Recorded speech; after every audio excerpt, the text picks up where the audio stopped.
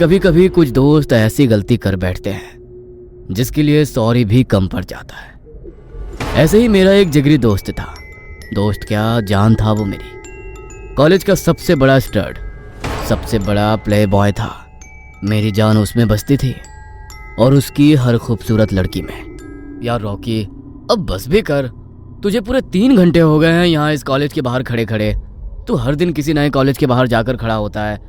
अरे क्या चाहिए मेरे भाई तुझे? अभी घर चल तू।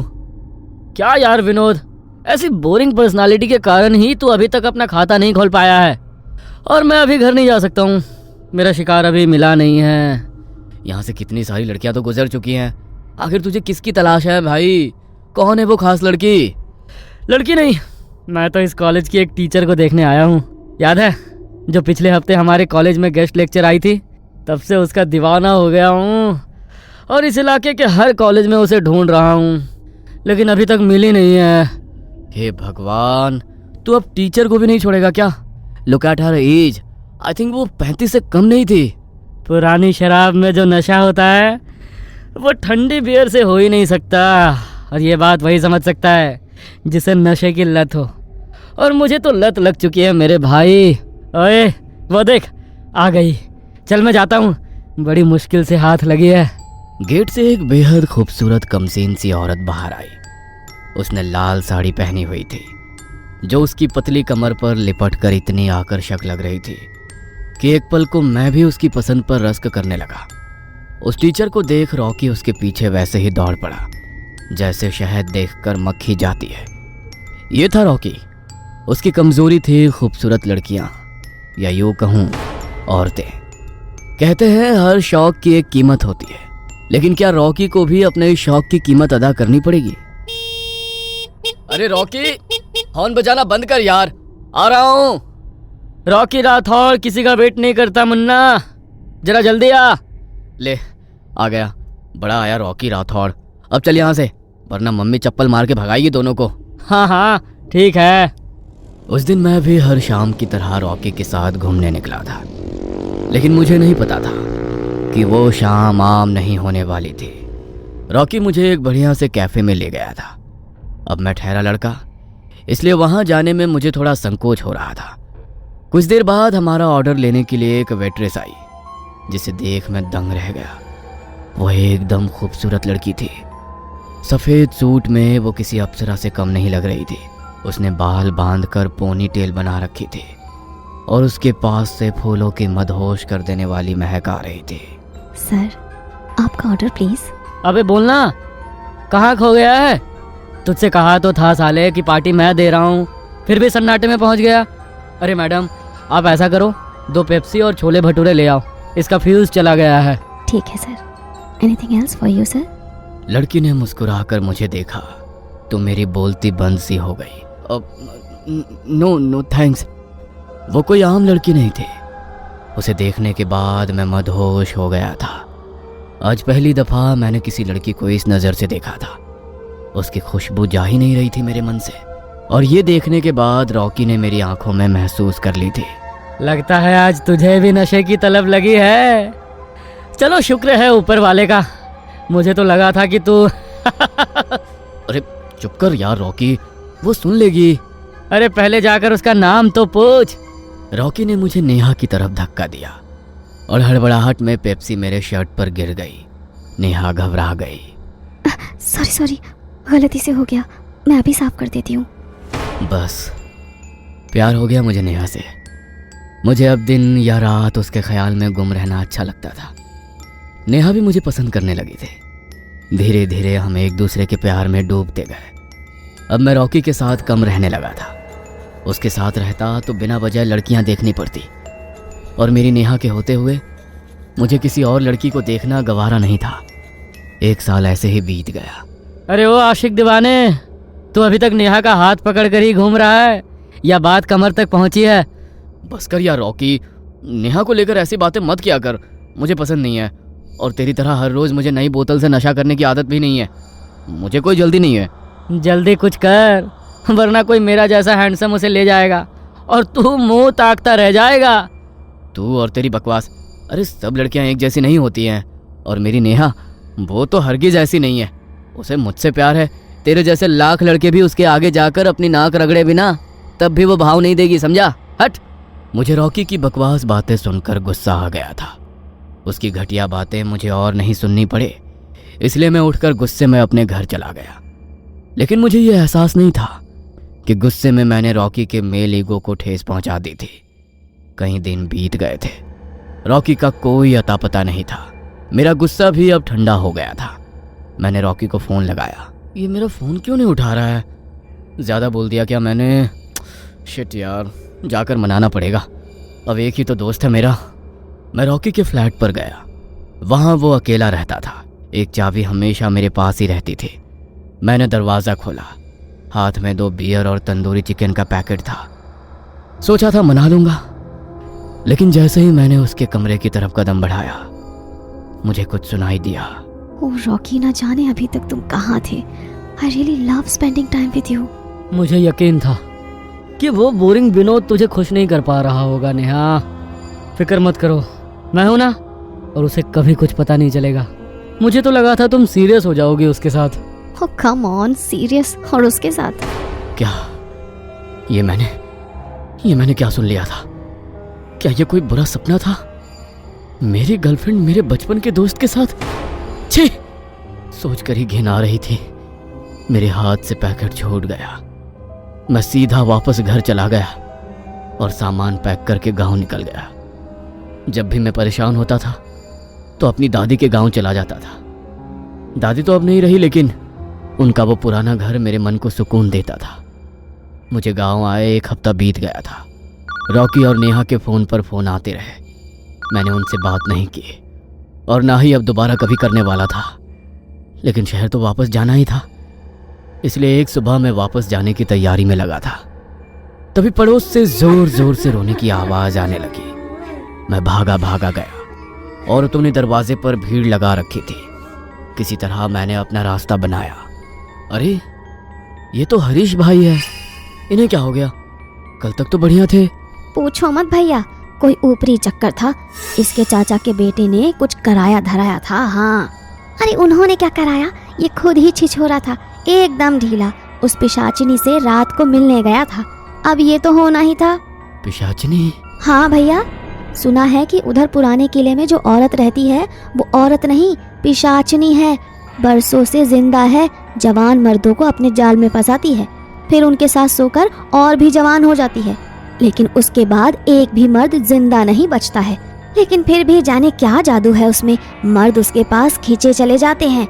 जो अपनी हवस पर काबू नहीं कर पाया तो ये हाल तो होना ही था इसका।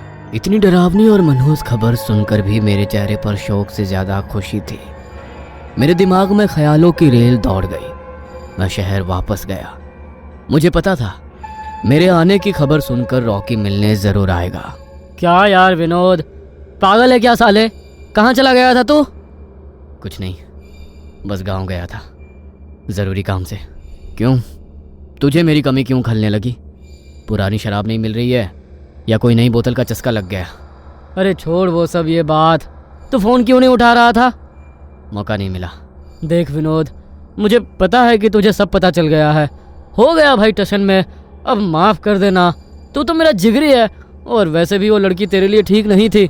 देख, मैं नहीं तो कोई और होता, लेकिन अंजाम तो यही होता ना, वो किसी के भी साथ चली जाती। भाई ये समझ ले, तेरे लिए मैंने अपनी कुर्बानी दे दी, वरना मेरा चॉइस तो तू जानता है। कुर्बानी? सही बात है, चल छोड़ अब।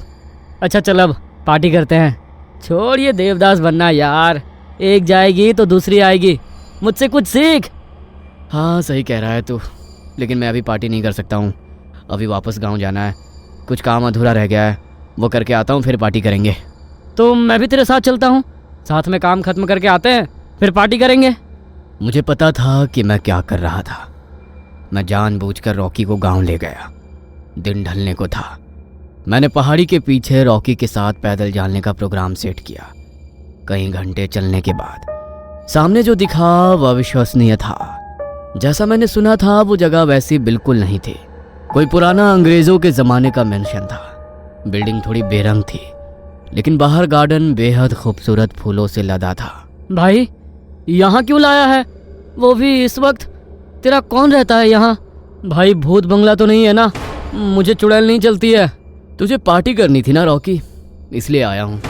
ट्रैकिंग करने के बाद यहाँ पार्टी का मज़ा कुछ और है। ये सुनसान वीरान जगह है, यहाँ कोई हमें डिस्टर्ब नहीं करेगा। चल पैक बना। अरे वाह मेरे भाई, तू तो दिल टूटने के बाद एकदम गबरू हो गया है। मुझे पता होता तो मैं पहले ही तेरी बंदी के साथ चल देर आए दुरुस्त आए। रॉकी की बात सुनकर मेरा खून खौल गया। हमने पैग लेने शुरू किए, तभी अचानक से किसी औरत की पायल की आवाज़ सुनाई दी और इत्र की एक नशीली सी खुशबू हवाओं में फैल गई। मैं गंभीर हो गया। ये क्या? तूने तो कहा था ये जगह सुनसान है। भाई क्या बात है, क्या क्या जुगाड़ कर रखा है तूने। शहर की अंग्रेजी बहुत चख ली, आज गांव की देसी। तूने आज तक अपनी तरफ से कितनी पार्टियां दी है मुझे? पहली बार मैं तुझे पार्टी दे रहा था, तो भाई की पसंद का ख्याल रखना तो बनता है ना। वैसे ये हवेली एक औरत की है जो यहाँ अकेली रहती है। सुना है अक्सर अकेले मर्दों को यहाँ रात को पनाह मिलती है। मैंने सोचा अगर तू भी ट्राई करना चाहे। वैसे भी तेरे जैसा शिकारी कभी शिकार से चूक नहीं सकता। अरे सही है यार, लगता है आज पार्टी में मजा आएगा। लकी होने वाला हूँ मैं। रॉकी ने एक के बाद एक कहीं पैक चढ़ाए और नशे में झूमता हुआ एक बोतल हाथ में उठाए बंगले के अंदर चला गया। मैंने रॉकी का पीछा किया और एक खिड़की की ओट से छिपकर खड़ा हो गया। अंदर हॉल में सीढ़ियां उतरते हुए एक करीब 30 साल की औरत नजर आई। वह काले रंग की झीनी साड़ी में लिपटी हुई थी, जिसमें से उसका सफेद बदन झलक रहा था। उसका रूप इतना सुहाना था कि कोई भी मर्द पल भर में फिदा हो जाए। उसके लंबे खुले बाल हवा में लहरा रहे थे। उसके सुर्ख लाल होठ और बड़ी बड़ी काजल लगी आंखें मदहोश करने के लिए काफ़ी थी। उसकी पायल की छन छन पूरे किले में गूंज रही थी। ओहो, इतनी रात को यहाँ अकेली? डर नहीं लगता क्या? दरवाज़ा भी खुला रखा हुआ है।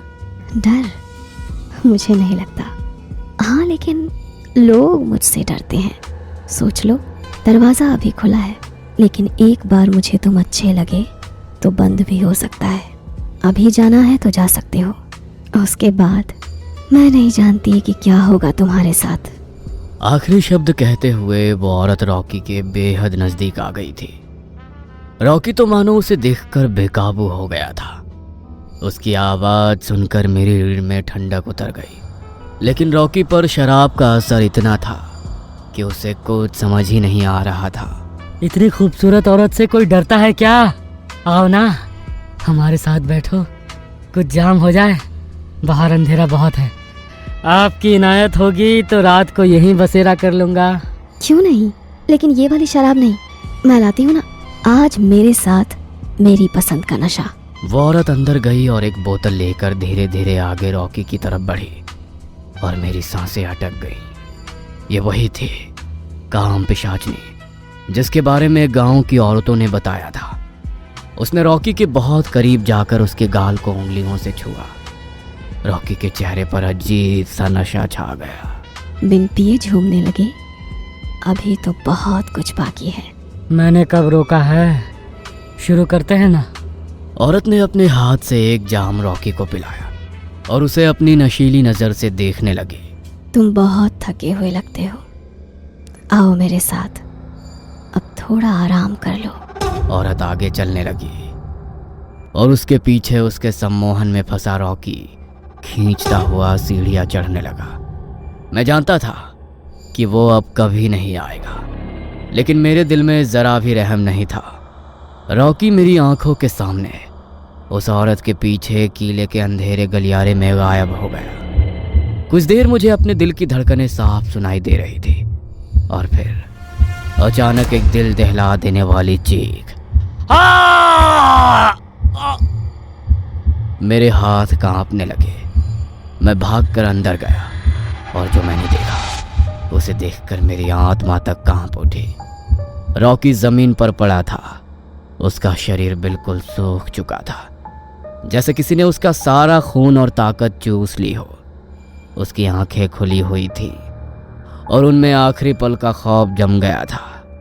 वो औरत उसके पैर के अंगूठे से बचा खून चूस रही थी, लेकिन अब वो खूबसूरत नहीं लग रही थी। उसका चेहरा सड़ चुका था, दांत नुकीले और होठों से खून टपक रहा था। उसने धीरे धीरे मेरी तरफ देखा और मुस्कुराई। एक और जवान मर्द। उस पल मुझे समझ आ गया कि रॉकी के बाद अब मेरी बारी थी। बिना वक्त जाया किए मैं भागने के लिए मुड़ा, लेकिन पायल की आवाज मेरे बिल्कुल पीछे थी। छन छन छन। अचानक किसी ने मेरी कलाई पकड़ी। वो पकड़ इतनी ठंडी थी जैसे बर्फ। यहाँ जो आता है वो वापस नहीं जाता। ना जाने कहां से हिम्मत आई, मैंने पूरी ताकत से उसे धक्का दिया और भागता चला गया। पीछे मुड़कर देखने की हिम्मत नहीं हुई, लेकिन इससे पहले कि मैं उस हवेली का आखिरी दरवाज़ा पार करता, मुझे अपने सामने वही खौफनाक चेहरा नजर आया। अगले पल उसने अपना रूप बदला और वो पहले से अधिक सुंदर और कामुक नजर आने लगी। शराब मैंने भी पी रखी थी, लेकिन फिर भी उसके मादक रूप पर मेरी नीयत नहीं फिसली। उसने मेरे आगे चुटकी बजाई और जैसे मेरा नशा 100 गुना बढ़ गया। मुझे अगले पल एहसास हुआ मानो दुनिया में सिर्फ वो और मैं ही है। चारों ओर से फूलों की मनभावन महक आ रही थी और उसका रूप सौंदर्य मुझे अपनी ओर खींच रहा था। उसने आकर मेरी कमर में हाथ डाल दिया और मुझे लेकर हवेली में जाने लगी।